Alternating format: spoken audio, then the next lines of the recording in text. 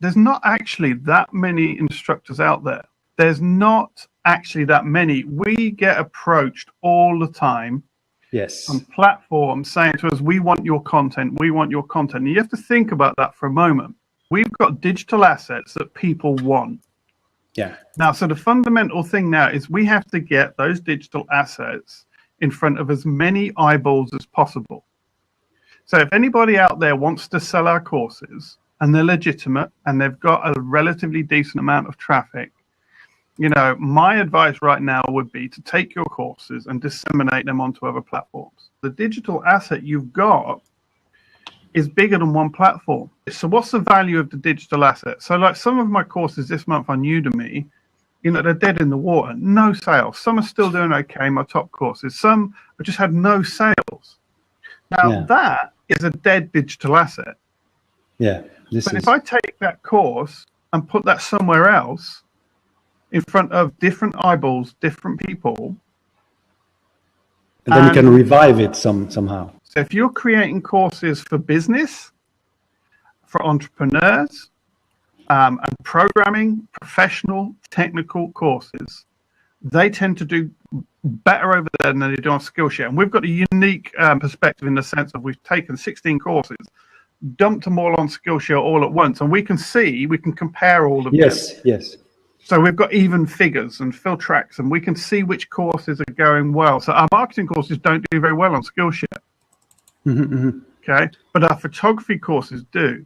So Udemy is B2B, Skillshare is B2C. We have to start thinking about creating specific content for specific platforms.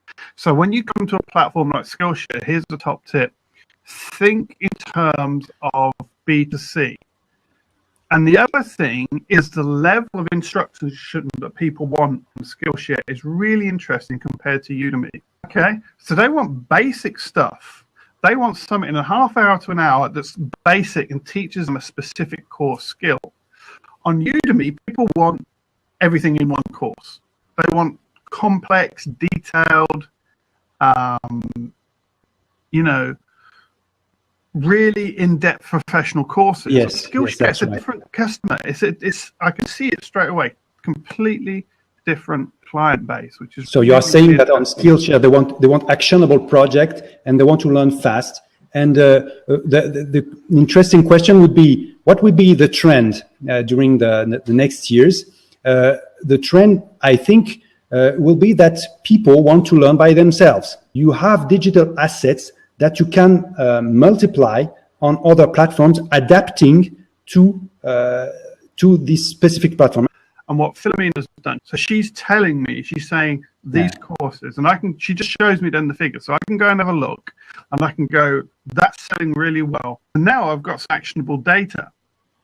Think in terms of what someone who isn't running a business might want. It's project-based, it's hobby-based, craft-based. If you can do craft courses, travel courses, anything like that, that's the stuff to be doing on there.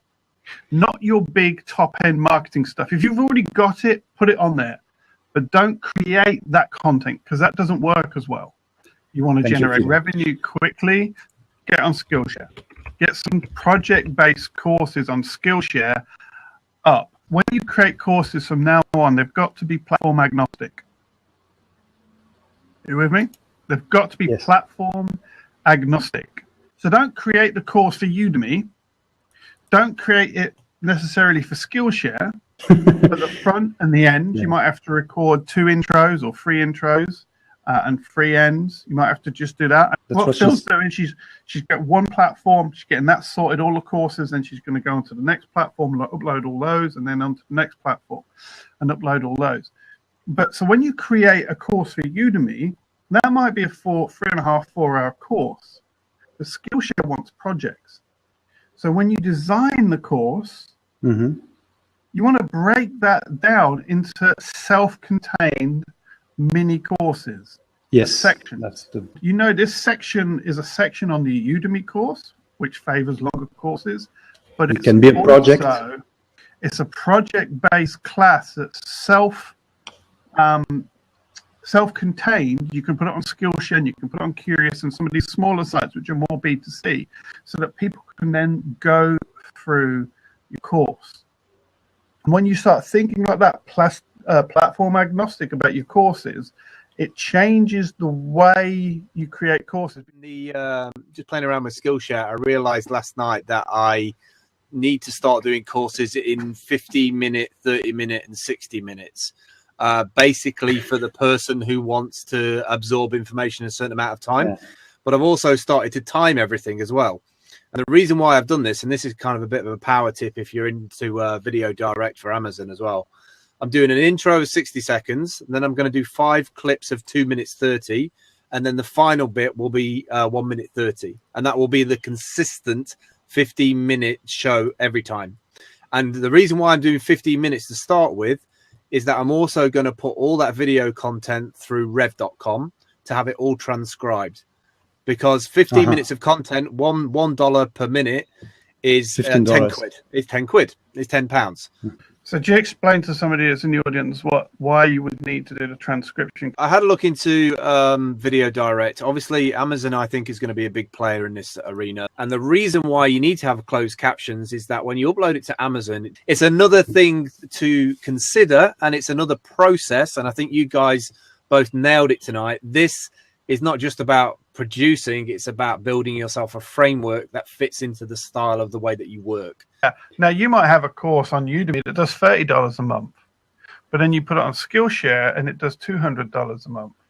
And then you put it on Curious and it does $15 a month. And then you put it on Coursera or somewhere else and it does, $150 a month. Phil knows all the platforms. There's lots of, different opportunity there.